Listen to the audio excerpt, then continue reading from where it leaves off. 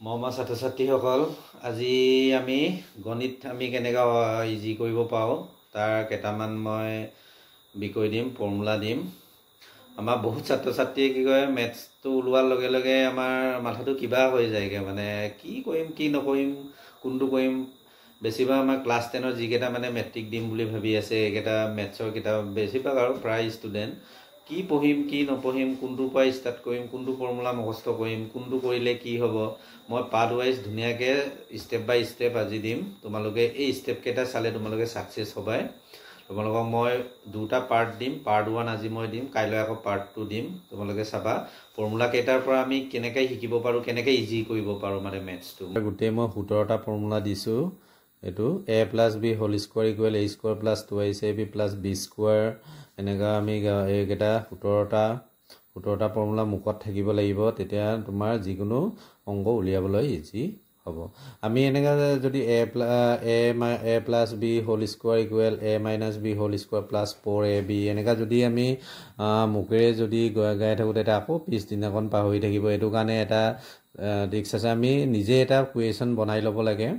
Suppose 2x + 3 এটা বনাই ল'লোঁ হোল স্কোৱাৰ। এইটো a + b হোল স্কোৱাৰ ফৰ্মুলাত পৰিলে এইটো এৰ মান যিহেতু 2x আছে, bৰ মান 3 আছে, এইটো a² + 2ab + b স্কোৱাৰ হৈ গ'ল। তেতিয়াহ'লে এইটো 2 × 4 এনেকৈ নিজে 2 × 4 4 × 3 = 12, আকৌ এইটো 3 দুটা আছে 3 × 3 = 9। এনেকৈ নিজে আমি এনেকুৱাকৈ কুৱেশ্যন বনাই নিজে আমি আনচাৰ উলিয়াব লাগে। নিশ্চয় বুজি পাইছে। এইটো মুখত থাকিবলৈ আৰ্ট পেপাৰত তোমালোকে লিখি ৱালত ধুনীয়াকৈ থ'ব পাৰা। এতিয়া এইটো চাব, মই পুনৰালোচনা ৰিভিজনৰ দিছোঁ। সূচক আৰু গাত ইনডিচ n is the power, এইটো আমাৰ চাবা am × a power d n, a m power d m + n হয়। এটা বহুত ষ্টুডেণ্টে ইটো আৰু এইটো অকণমান ইহঁতৰ খেলি মেলি হয়। ইয়াত যিহেতু আমাৰ a আছে, এইটো ইয়াতো ডিভাইডেড আছে, ইয়াতো ডিভাইডেড আছে, কিন্তু ইয়াত a থকাৰ কাৰণে a - n হয়, a power d m - n হ'ল। আমি এই মিলা থাকিলে যিকোনো এটা ল'ব লাগে, কিন্তু ইয়াত a আৰু b টো আমাৰ যিহেতু মিলা নাই, এইটো কাৰণে এইটো b power d m array a power d m ক ডিভাইডেড হৈ আছে, এইটো a/b power d m হ'ল। এই দুটাৰ পৰা যিকোনো এটা ল'ব লাগে। a power d কিমান হ'ব, এইটো 1 হ'ল। তাৰপিছত এনেকুৱা মাইনাছ যদি থাকে তেতিয়াহ'লে এইটো উল্টা কৰি দিলে প্লাছ হৈ যাব। এইটোতো আগত ভিডিঅ'ত মই দিছোঁ। বিটো ওপৰলৈ উঠি গ'ল, এইটো যিটো এটা আছে এইটো b/a। তাৰপিছত এইটো মষ্ট ইম্পৰ্টেণ্ট, এইটো -1 আছে। তাৰপিছত যদি আমাৰ ওপৰৰ পাৱাৰটো যদি আমাৰ যুগ্ম সংখ্যা হয়, তেতিয়াহ'লে আমাৰ -1 হ'ব, কাৰণ 1 100টা পূৰণ কৰিলে 1 হয়। যুগ্মবিলাক আমাৰ কি আছিলে, ইভেন নাম্বাৰবিলাক কি আছিলে, যিকেইটা 2ৰে বিভাজ্য হয়, তেতিয়াহ'লে 2ৰে বিভাজ্যকেইটা কি আছিলে, 2 4 6 8, এইকেইটা 10 20 এনেকুৱা যদি ওপৰত পাৱাৰ থাকে তেতিয়াহ'লে +1 হ'ব। তাৰপিছত ইয়াত যদি আমাৰ অযুগ্ম সংখ্যাকেইটা থাকে তেতিয়াহ'লে মাইনাছ হ'ব। আগৰ ভিডিঅ'ত মই দিছোঁৱেই এইকেইটা।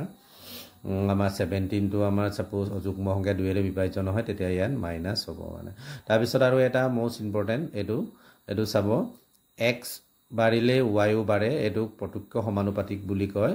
এইটো চাব x সমানুপাতিক y। এতিয়া ছাপ'জ চেনি আমি 1 কেজি 2 কেজি 3 কেজি এনেকৈ আছে, দামটো আমাৰ 1 কেজিৰ দাম 12 টকা আছিলে, 2 কেজি 24 এনেকৈ বাঢ়ি গৈ আছে, 3 কেজি আমাৰ কিমান হ'ব 36 হ'ব, এনেকুৱাকৈ আমাৰ বাঢ়ি গৈ থাকে। তাৰপিছত এইটো ব্যস্তানুপাতিক বুলি এটা আছে। ইয়াত কি হয়, x বাঢ়িলে, ইয়াত মই ডেফিনেশ্যন ধুনীয়াকৈ দিয়া আছে, এইটো তোমালোকে পঢ়িবা। x যদি বাঢ়ে তেতিয়াহ'লে y কমে, আকৌ যদি y বাঢ়ে তেতিয়াহ'লে x কমে। আকৌ এইটো ডিফাৰেঞ্চটো ধুনীয়াকৈ এইটো অংক আহে। এইটো x সমানুপাতিক 1/y বুলি লিখা হয়। কিতাপ পঢ়িলে তোমালোকে গম পাবা মেথছৰ। এইকেইটা জানিবই লাগে, আমি একেলগেই শিকিবলৈ চেষ্টা কৰিব লাগে। এটা বহুপদৰ এইটো দিছোঁ, এইটো বহুপদৰ এইটো চাবা, বহুপদ এইটো এটা বহুপদ শূন্য আৰু হৰবোৰৰ মাজৰ সম্পৰ্ক, relationship between the zero' and coefficient and of the polynomial. এইটো কালি মই MCQ দিছিলোঁ। এইটো শূন্য দুটাৰ সমষ্টি alpha plus beta equal to -b/a, এইটো এক্সৰ সহগ। এটা চাবা শূন্য দুটাৰ গুণফল আলফা × বিটা ইকুৱেল c/a। এইটো আদৰ্শতাচ আইডিয়েল ষ্টাইল আছে, a(x³). এইটো যদি আমাৰ ৰৈখিক এইকেইটা যদি স্কোৱাৰ নাথাকে, এক্সৰ সহগ 1 হ'ব, এইটো আগৰটো সহগ বুলি কয়, এক্সৰ সহগ a। তাৰপিছত x² সহগ a হ'ব, এইটো দ্বিঘাত বহুপদ বুলি কয়। ত্ৰিঘাত সমীকৰণ x³ সহগ কি হ'ব, a হ'ব। এইটো তেনেকৈ কিবা কৰিবা তোমালোকে।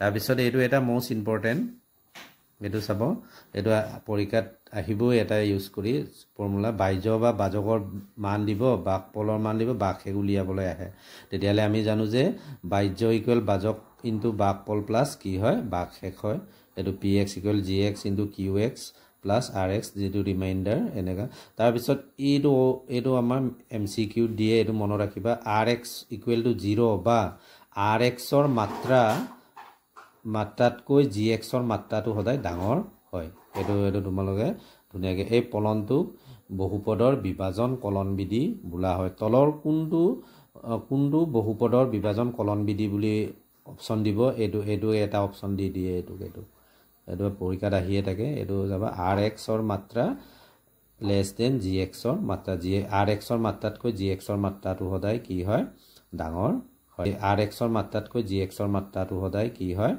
ডাঙৰ হয় এইটো সদায় মনত ৰাখিবা মানে rx মানে কি হয় বাকশেষৰ মানতকৈ এইটো কি বাহ্যৰ মানটো কি হয় ডাঙৰ হয় এইটো মনত ৰাখিলে হ'ল তাৰপিছত এইটো চাবই নালাগে ক্লাছ 10 ৰ ষ্টুডেণ্ট কেইটা বেছি মই কৈছোঁ এইকেইটা যদি শিকি মেথছত তোমালোকে লেটাৰ পাবাই 100% বহুত ষ্টুডেণ্টে ফৰ্মুলাৰ কাৰণে কনফিউজ হৈ থাকে তোমালোকে একো চিন্তা কৰিব নালাগে দুটা চলকৰ ৰৈখিক সমীকৰণৰ সমাধানৰ এইটো চাবা পৰস্পৰৰ কটাকটি কৰে এইটোক চাওকচোন ইংলিছতো দিছোঁ মই তাৰপিছত তিনিটা ৰুল আছিলে আমাৰ তিনিটা ৰুলটো এইটো অদ্বিতীয় সমাধান থাকিলে এইটো ইনকু সলিউশন বুলি কয় সংগত কনসিস্টেন্ট এইটো তাৰপিছত এইটো মিলি যায় এইটো অসীম সংখ্যক সমাধান থাকে এইটো সংগত তাৰপিছত এইটো চাবা একেলগে মই লাষ্টত কাটিলে কি হয় এইটো স্বতন্ত্ৰ সংগত হয় দেই এইটো এটাও নাকাটিলে এইটো লাষ্টত কাটিলে কি হয় সমান্তৰাল কৰিলে এইটো যিকোনো সমাধান নাথাকে অসংগত হয় এটা চাবা আমাৰ তাৰপিছত বীজীয় পদ্ধতি আমাৰ কি আছিলে তিনটা আছিলে প্ৰতিস্থাপন পদ্ধতি সাবস্টিটিউশন মেথড ইলিমিনেশন মেথড অপনয়ন পদ্ধতি আৰু বজ্ৰ গুণন ক্ৰছ মাল্টিপ্লিকেশন মেথড এইকেইটা চাবা x ইকুৱেল টু b সে এইকেইটা বহুত ষ্টুডেণ্ট কনফিউজ হৈ থাকে তোমালোকে বেলেগ একো কিবা কৰিব নালাগে এই ফৰ্মুলা কেইটা ধুনীয়াকৈ মুখস্থ কৰি গ'লে তোমালোকৰ MCQ কেইটা 45 মাৰ্ক যিহেতু আহিব এইকেইটা তোমালোকৰ ইজি হৈ যাব দ্বিঘাত সমীকৰণো তোমালোকৰ বেছি চাবলৈ নাই এইটো এইকেইটা ফৰ্মুলা মনত থাকিলেই হ'ল এইটো ax² + bx ৰ পৰা কি উৎপত্তি হৈছে এইকেইটা চাবা এইটো দ্বিঘাত সূত্ৰ মূলৰ প্ৰকৃতি কেইটা কিন্তু জানিবই লাগিব ইয়াৰ পৰা আহিবই আৰু এইটো চাবা 0তকৈ যদি আমাৰ b² - 4ac ডাঙৰ হয় তেতিয়ালে নিৰ্দিষ্ট বাস্তৱ মূল আছে মই ইংলিছতো দিছো দুটা সমান বাস্তৱ মূল থাকিলে কি হয় b² - 4ac = 0 হয় কোনো বাস্তৱ মূল নাথাকে তেতিয়া b² - 4ac <= 0 মানে কি হয় 0তকৈ এটো কি হ'ব সৰু হ'ব তেতিয়া কোনো বাস্তৱ মূল নাথাকে তেতিয়া অংক কৰিবই নালাগে আৰু তাৰ পিছত সমাধানৰ আমাৰ কি আছিল উৎপাদীকৰণ পদ্ধতি এটোটো ফেক্টৰাইজেশ্যন এটো মেথডটো জানে বৰ্গ সম্প্ৰসাৰণ পদ্ধতি স্কয়াৰ কমপ্লিমেন্ট মেথড এটো জানে দ্বিঘাত সূত্ৰ এটো কোয়াড্ৰেটিক ফৰ্মুলা এটো ইউজ কৰিবলৈ আহে একেটা সূত্ৰ ইয়া জানিলে হ'ল বহুত ছাত্ৰ ছাত্ৰী সমান্তৰ প্ৰগতিটো আমাৰ বহুত টান বুলি ভাবি থাকে সমান্তৰ প্ৰগতিত মাত্ৰ একেটা তোমালোকে মনত ৰাখিলে হ'ল প্ৰথম পদ দ্বিতীয় পদ তৃতীয় পদ চতুৰ্থ পদ এনেকা গৈ এন্টম পদটো আমাৰ কি আছিল an = a + n - 1d আছিল এতিয়া সাপোজ আমাৰ 50তম পদটো লিওৱা এডিআৰই বিলাকতো আহে এটো 50তম পদটো লিওৱা বুলি ক'লে কি হ'ব আমাৰ এইটো n ৰ মান 50 হৈ গ'ল 50 ৰ পৰা 1 মাইনাস কৰিলে 49 হ'ল এনেকা মনত ৰাখিলে হ'ল এটো ফৰ্মুলা তাৰ পিছত এটা সমান্তৰ প্ৰগতি পদৰ nটা পদৰ সমষ্টি এটা ফৰ্মুলা মনত থাকিব লাগিব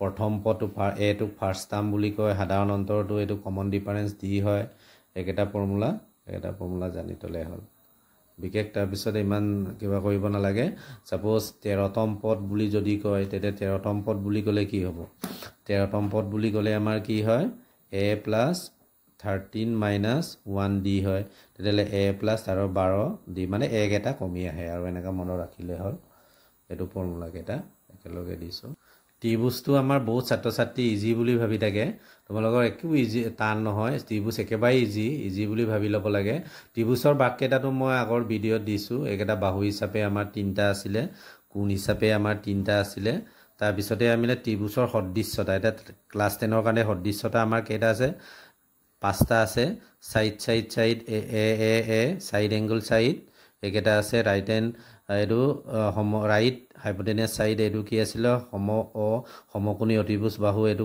কোণতো আমাৰ হৈ যায় দুটা কোণ থাকিলেও আমাৰ সদৃশ্যতা হৈ যায় তাৰপিছতে এইটো ত্ৰিভুজৰ কালি সূত্ৰ এইটো মোষ্ট ইম্পৰ্টেণ্ট এইটো ইউজ কৰি এটা অংক আহিবই এইটো যদি এই ত্ৰিভুজটো এ বি চি আৰু পি কিউ আৰটো যদি সদৃশ হৈ যায় এইটো চিনটো যদি সদৃশ হৈ যায় তেতিয়া আমাৰ কি হয় area of the A B C ত্ৰিভুজৰ কালি A B C by P area of the P Q R তাৰপিছতে আমাৰ কি হয় এইটো হয়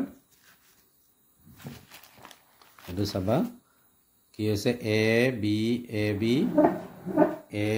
বাই বি মানে কি হয় A B by P Q তাৰপিছতে আমাৰ whole square B C by কি ল'ব লাগে B C by Q R whole square তাৰপিছতে আকৌ কি ল'ব লাগে A C by P R whole square এইটো ফৰ্মুলা একদম মোষ্ট ইম্পৰ্টেণ্ট এইটো ইউজ কৰি এটা আহিবই আৰু তাৰপিছত সৰ্বাংগমৰ চৰ্তবিলাক কংগ্ৰুৱেঞ্চবিলাক এইটো আছিলে চাইড এংগল চাইড ইয়াতো 5টা আছে সৰ্বাংগমতাৰ চৰ্তও 5টা সদৃশ্যতাৰ চৰ্তও 5টা কিন্তু ইয়াত এটো নাথাকে দেই এটো নাথাকে বহুত ষ্টুডেণ্ট এইটো ভুল কৰে এটো সদৃশ্যতাতে থাকিব কিন্তু সৰ্বাংগমতাত কোন এইটো নাথাকে এইটো সদায় মনত ৰাখিবা